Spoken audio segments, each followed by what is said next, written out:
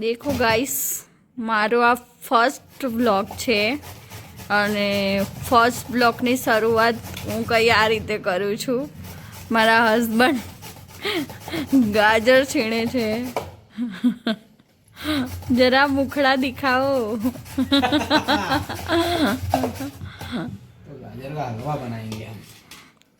તમે ગાજરનો હલવો બનાવવા માંગો છો? હું મદદ કરી શકું તમારી? અને આવડે છે ખરો? જોઈ લેશું કઈ ને કઈ યુટ્યુબમાં. ગાઈસ, આ મારો ફર્સ્ટ બ્લોગ સ્ટાર્ટ થાય છે. અને કેમ છો બધા? મારી પહેલાં ચેનલ હતી જ ચાવડા ભાવના બ્લોગ. તે મારાથી એનો પાસવર્ડ ખોવાઈ ગયો છે, તો બંધ થઈ ગઈ છે.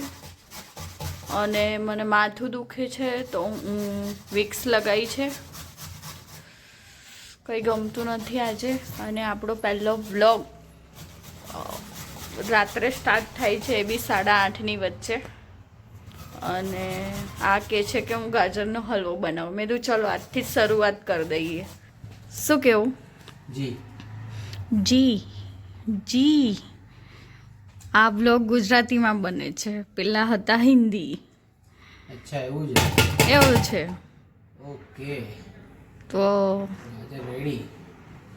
બરાબર. ગાઈસ, આપણે છે ને હવે સંતાઈને જોઈશું કે ભાવિનજી શું કરે છે. કેમ કે એમને મને આવવા માટે ના પાડી છે કે હું બનાવીશ હલવો એમ. હા, હું જ બનાવીશ. શું મજામાં? જોરદાર. બતાવો ને પ્લીઝ.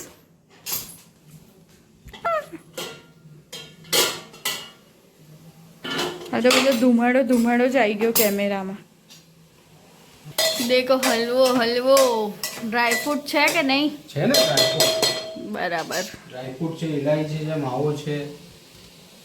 અહીંયા અંધારામાં દેખાતું નથી, લાઈટ ઓછું છે. કેવો બનશે હલવો આજે? એ તો હું ખાઈશ તો જ ખબર પડશે. તમે લોકો ટેસ્ટ કરી લેજો ફોનમાંથી. શું કેવું? હે ને? કેમ છો ગાઈસ? હવે શું કેમ છો? આ ગાજરનો હલવો ખાતા ખાતા તો મને સવાર પડી જવાની છે. હે ને? બસ રેડી થઈ ગયો છે. રેડી થઈ ગયો છે. આ ડ્રાયફ્રૂટ. ઓહો. ઓકે. ઓર કુછ? હા. આટલો બધો માવો? હા. દૂધ. ઓ પાગલ, આટલો બધો માવો કોઈ ના નાખતો હોય. પહેલા આને તો મિક્સ કરો, બનાવતા તો આવડતું નથી. તું બનાવી લેતી ને. ઓહ, તમે તો ના પાડી. આ શું શાક તો નહીં બનાવી દીધું ને ગાજરનું? હું તો ટેબલ પર ઊભી છું ગાઈસ. આ મને ગાજરનું શાક બનાવી દીધું.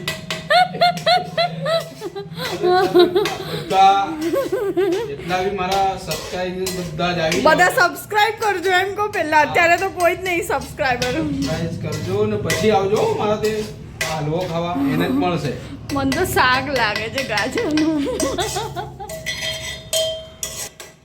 મારી મજાક કરે છે આ હલવો બનાવ. ખુશ્બુ. એને તો આવડતું નથી ગાય. ખુશ્બુ બઢિયા. બહુ મસ્ત બનાવે છો હલવો. ગાઈસ, સબસ્ક્રાઇબ કરો અને ખાવા આવો. શું કીધું? હા, સબસ્ક્રાઇબ પણ છો લિમિટેડ આવજો. તમે નહીં ખાવ તો ચાલશે. રસોઈયા તો ચૂપચાપ ફોન મથવા માંડ્યા. શું થયું? થોડી વાર લાગશે. અરે, આ તો પેલી વાત થઈ. શીરાનું શાક ના થાય, ભાવિનસિંહની વાત ના થાય. આ તો આ વાત થઈ ગઈ યાર. મમ્મી આને કઈ શીખવાડ્યું નથી ને? મારા મમ્મીએ બધું જ શીખવાડ્યું છે. તમને જ નહીં શીખવાડ્યું કઈ. હા, પૂછી લો. ફોન કરો ફોન. ના, આવડે તો ઊંઘી ગયા છે રસોઈમાં. મને તો બધું જ આવડે છે, પણ આ ડાયપણું કરે છે કે હું બનાવું એમ ગાજરનું શાક. ગાઈસ, તો બધા છે ને આપણી ચેનલને સબસ્ક્રાઈબ કરજો અને થોડો સપોર્ટ કરજો. કેમ કે પહેલાં આપણી ચેનલ હતી ચાવડા ભાવના બ્લોગ, તો એનો પાસવર્ડ ખોવાઈ ગયો છે ને મેં મોબાઈલ ચેન્જ કર્યો, તો એની અંદર બધું મારું જતું રહ્યું છે. એમાં આપણા 2000 કે 17K હતા. તો થોડો સપોર્ટ કરીને સબસ્ક્રાઈબ કરજો ગાઈસ. હવે તમારા હાથમાં છે. અને હવે ડેલી આપણા વ્લોગ આવશે.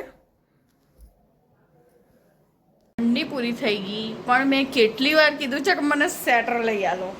આ છે ને આ હજુ 2 વર્ષ ચાલશે. હા ના ના કહેતા હોય તો મારા છોકરાને લગ્ન સુધી ચલાવી લઉં.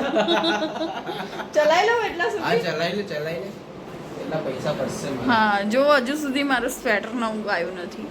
મેં બહુ ટાઈમથી કીધું છે કે મને સ્વેટર જો. નવું જ છે બાપા. આ નવું નહીં ફાટી ગયું છે. ચાલશે હવે. હું ચાલશે? આ તો હવે છોકરાના લગ્ન માટે પૈસા ભેગા કરવા પડશે. ઓ હજુ તો 11 વર્ષનું છે. આવતા વર્ષે લગ્ન કરવાના છે એના. બાળ લગ્ન અરે, એ આપણા રાજા રજવાડાઓમાં પહેલા હતું અવડા નહીં. કઈ નહીં હું કરું લગ્ન. તમાર હા. દંડા ખાવા હોય તો તૈયાર રહેજો. કર લેવા દે નહીં યાર. એટલે ખાવા તૈયાર છો દંડા? ના દંડા નહીં ખવાય.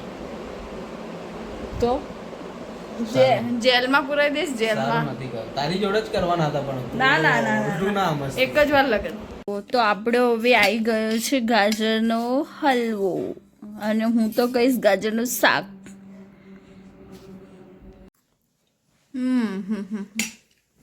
એક નંબર. રિયલીમાં બસ કેવો બન્યો? એક નંબર. જોરદાર. તાર મમ્મીને ખાધો તો? ના ના તમારે ત્યાં જ ખાધો.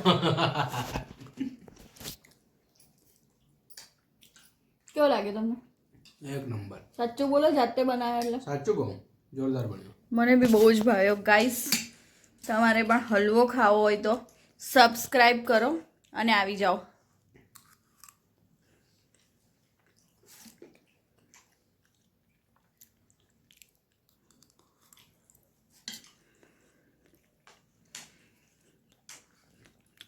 ચાલો હું ગાજરનો હલવો ખાઈ લઉં પછી આપણે પાછા બ્લોગમાં મળીએ.